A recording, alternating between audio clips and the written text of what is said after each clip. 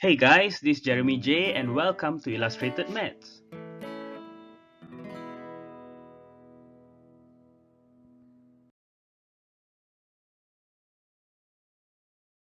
Hi guys, welcome back to Illustrated Maths. In this video, we will cover the last topic of functions, inverse functions. If you have not seen the previous videos, you can click the link here or here in the descriptions below. As usual, I have lots of animations and examples and exercises. And also one very important thing. Farmer J is going to be back in this video.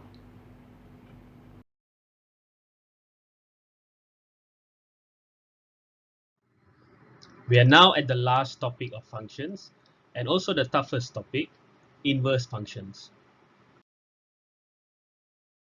I'm going to use these two machines that I used in the composite function video to explain inverse functions. As I explained before, the egg inserting machine inserts 4 eggs into a box and then that box goes into the packing machine and gets packed.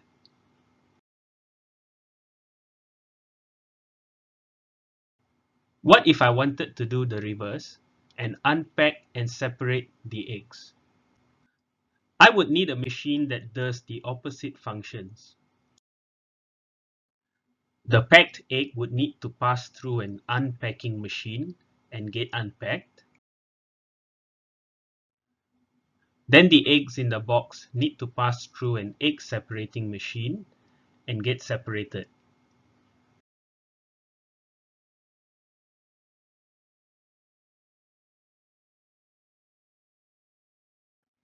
So my initial function f is the egg inserting machine, and now my f inverse is the egg separating machine.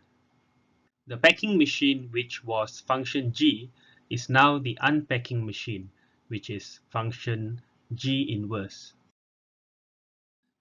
I guess you guys remember Farmer J from the previous video.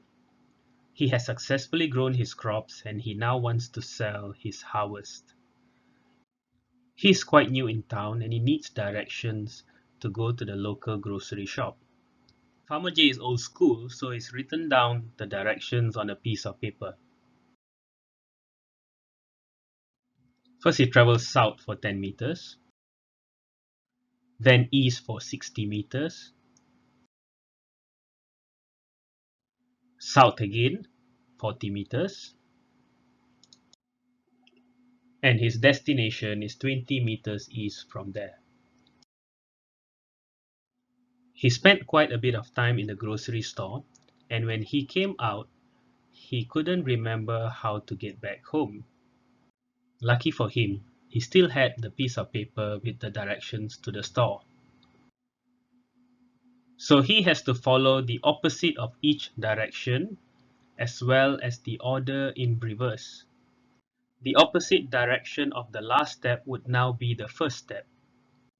20 meters east would become west 20 meters, followed by 40 meters south, that would become 40 meters north. 60 meters east would become 60 meters west, and lastly 10 meters south will become north 10 meters. So without knowing it, Farmer J has performed an inverse function. Let's try this method on a maths equation. We substitute 2 into x. The first step would be 5 multiplied 2. We get the answer 10. And the second step would be 10 minus 3. And we get the answer 7. So to find the inverse of that function, we take the last step, which is subtract 3, and do the opposite, which is add 3. And the next step is to do the opposite of multiply 5, which is divide 5. So we get back the number which we started off with, which is 2. Now that we understand inverse functions, let's do them in a proper maths format. We replace fx with y to make our workings easier. We first move subtract 3 to the left to become y plus 3, and then 5 to the left to become y plus 3 divided by 5. I replace the y with x because the input for my f inverse here is x. So my f inverse x is x plus 3 divided by 5. Okay guys, let's try an exercise. Given fx equals to 2 minus 3x, find the function f inverse x. Go ahead and pause and try this question first. And when you're ready, click play.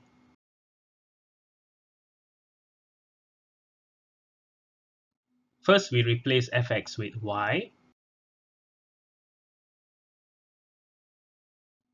We rearrange the equation so that x becomes the subject.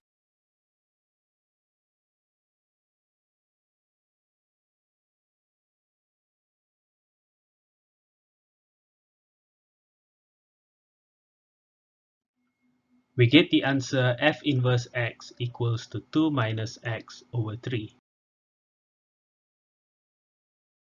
Let's try another exercise. Given fx equals to 2 over 4x minus 7. Okay, we have something new here. We have x is not equals to 7 over 4. Why is that here? Okay, let me explain this.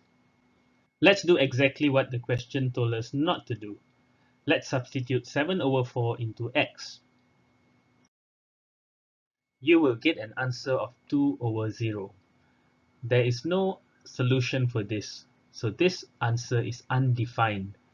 Therefore, it's just a precaution to tell you not to input this particular number.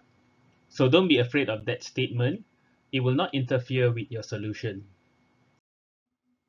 Alright, we can proceed with this question. Just click pause, and once you have finished trying, you can continue this video.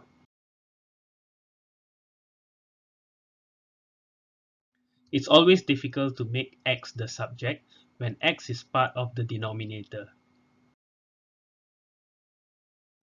So the equations have to move around quite a bit.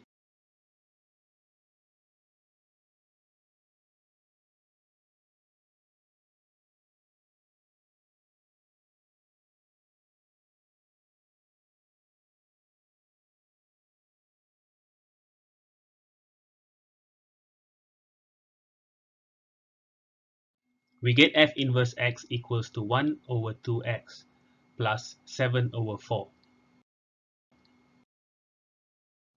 I've shown an alternative method to solve this question. You can choose whichever method you're comfortable with.